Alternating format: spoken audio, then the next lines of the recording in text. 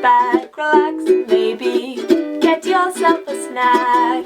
Me and you gonna have a little chat about books. Hey guys, so I'm here today to review one of the SPFBO finalists. This is a hard one to review actually because I had incredibly mixed feelings on this book. The writing is great. The writing itself, fantastic, really can't fault the writing at all. It was very lyrical in places, super descriptive, super evocative of the time and the place, and I do not have any qualms at all with the writing.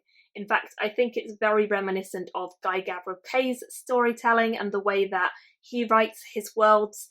If you've read any Guy Gavriel Kay, you'll know that he really focuses in on historical fantasy and goes hardcore into the historical time period, and this author does exactly the same thing. The author focuses on particularly the First Crusade, and we're following two kind of different timelines. We have the timeline in 636, and then we have a timeline set in Constantinople, which is in 1097. And we're following the Greeks and the Turks and the Syrians throughout this time of the First Crusade into another 400 years in the future as well. Very interesting, very different kind of setup for historical fantasy. Not your typical medieval style at all, and quite different from a lot of things I had read because it has that slightly more Eastern influence. Tricky on the story, I think. This author has clearly done her research incredibly well, and she has a long note at the back where she talks about everything she's dived into to get the research accurate. And it feels so accurate as you're reading the book. It feels very, very like a historical textbook almost, which for me is both great and not great. I think if you love history and you love this particular era of history, you're going to love this book. But if you don't love history, or you don't love this particular era, or you struggle with more dense texts, then this one is maybe not going to be for you. And I think it's going to be a really divisive story because I think everyone will agree that the writing is good, but I don't think everyone will know or necessarily agree whether the story is good. And I think for me, the story is what I would rather have as a top thing, followed by characters and world and so forth. But in this, the author focuses on the world. The world is her kind of magnum opus almost, and that is what she's really keen on, and you can tell that. The characters of this story, we follow two different main characters. We have Lucas, who is a young boy. He originally starts out in 636, but then he gets pushed forward in time 400 years to this new storyline in Constantinople. And then we have Isla, who is a young girl that he meets once he gets pushed forward in time, and they kind of form a friendship and end up almost travelling together and doing similar things to survive in the kind of warfare-strewn, political-strewn landscape around them. I didn't like Lucas, and I wasn't a huge fan of Isla.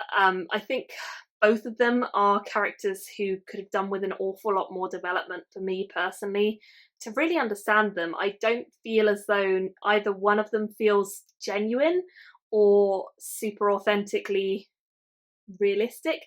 I think they just felt a bit flat for me, and that was largely because the world is so focused upon that they feel so minor in comparison to what is being described. And largely because I don't think they do a huge amount of likeable things either. I love ancient history. I love history that is really exciting, but I struggle a lot with warfare and politics and political manoeuvring in warfare. And this, because it focuses so much on the First Crusade, it really focuses on those things. And I didn't like that enough to warrant as much of the story being focused there. I think if it had been maybe a third of what it is, it would have been fine. But for me, it was just too much on the history and not enough on the plot and not enough on the magic. There is a small amount of magic in this, but it is very small comparatively. I did feel like it was very light on the fantastical elements and much more of a historical book than it was fantasy. I don't think that's a bad thing. I just don't think it worked for me personally. And I think it is one of those books that, unless you read a lot of Guy Gavriel Kay or that style of writing, you're not necessarily going to love this one because it is going to feel pretty slow. It's going to feel pretty dense comparatively to other fantasy books that you read. And if you're looking for a change, maybe this is exactly what you want, to slow the pace and to get into a really deep, rich historical fantasy.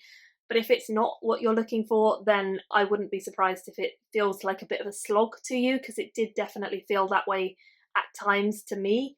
So it's a really mixed one. I don't have anything against the writing, but I do have an awful lot against the storyline.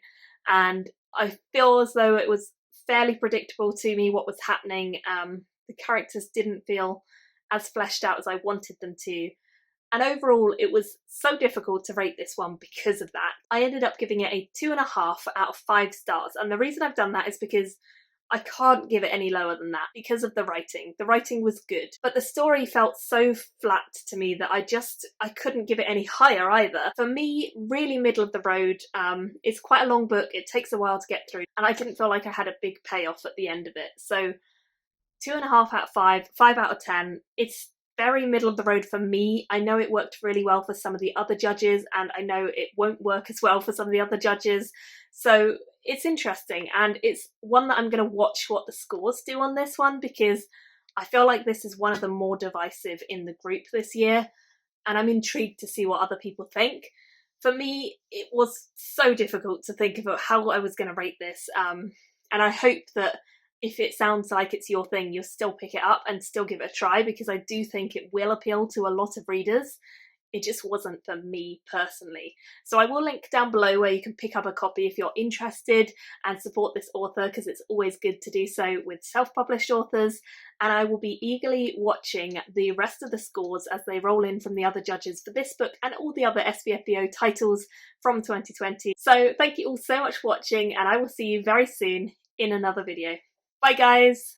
Thank you for watching my video today. Go pick up a book, then come back and chat with me again.